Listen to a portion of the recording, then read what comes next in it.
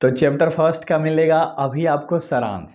पूरे चैप्टर से क्या हिंदी एक्सप्लेनेशन निकलता है तो वहाँ से आपको सारांश मिलेगा 100 से 150 200 वर्ड के बीच में ही, और पूरा चैप्टर इतना में ही समझ जाओगे जो भी इम्पोर्टेंट चीज़ों पे बात करी गई है। तो अच्छे तरीके से सारांश को सुनना, हो सके तो नोट करना कॉपी में और मचा देना बोर्ड में। बस 3 मिनट दो मेरे को। तो भाई पूरे चैप्टर्स में तुम्हारे क्या बात करी गई है, सारांश के ऊपर हम लोग बात करेंगे। पूरे चैप्टर्स में मतलब क्या बात करी गई है उसको 100 वर्ड से 200 वर्ड के बीच में समझेंगे। यहाँ से तुम्हारे 5 नंबर के सवाल आते हैं। डेफिनेटली इस चैनल को फॉलो कर लो। चीज़ें बहुत शॉर्ट में दूंगा, मतलब छोटा वीडियोज़ के माध्यम से दूंगा, आपका टाइम बर्बाद नहीं करूँगा। प्रस्तुत निबंध बातचीत लेखक महान पत्रकार बालकृष्ण भट्ट के है। मतलब ये जो निबंध है ना, बातचीत जो आपका चैप्टर है, इसको लिखा था बालकृष्ण भट्ट ने। बालकृष्ण भट्ट बातचीत निबंध के माध्यम से मनुष्य के ईश्वर द्वारा दी गई अनमोल वस्तु वाक शक्ति का सही इस्तेमाल करने के बारे में बताते हैं। अब यहाँ पर एक छोटा सा ना सवाल आता है कि भैया वाक शक्ति क्या होता है। तो वाक शक्ति बोलने और सुनने का जो कला होता है ना इंसान का, उसे बोलते हैं।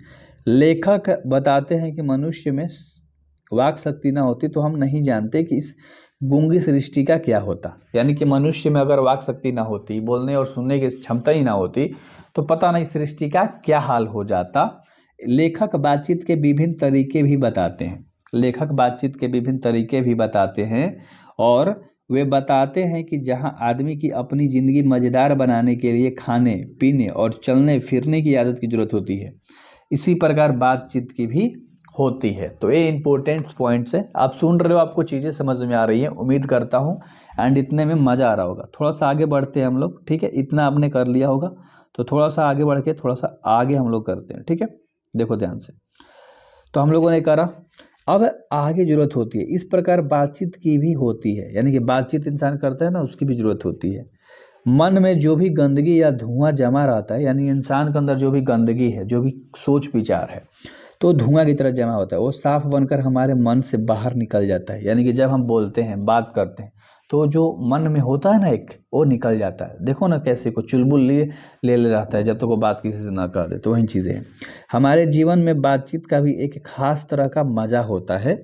यही नहीं, भट्ट जी ये भी बताते हैं कि जब तक मनुष्य बोलता नहीं है तब तक उसका गुण दोष प्रकट नहीं होता है। यानी कि इंसान में क्या खास बात है, क्या नहीं है, वो इंसान कैसा है कैसा नहीं है, तो उसका गुण दोष नहीं पता चलता है जब तक वो बोलता नहीं है। महान विद्वान वेन जॉनसन का कहना है कि बोलने से ही मनुष्य के रूप का साक्षात्कार हो पाता है। वे कहते हैं कि 4 से अधिक की बातचीत तो केवल राम रमौला है। यानी कि 4 लोग अगर बात कर रहे हैं और उससे ज़्यादा है तो राम रमौला है, मतलब मन लगाने वाली बातें हैं और रियल बातें नहीं होती हैं, मस्ती मजाक वाली होती हैं। यूरोप के लोगों में बातचीत का हुनर है जिसे आर्ट ऑफ कन्वर्सेशन कहते हैं।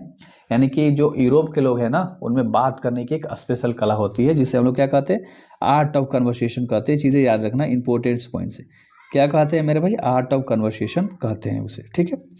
आगे थोड़ा सा देखते हैं। बालकृष्ण भट्ट का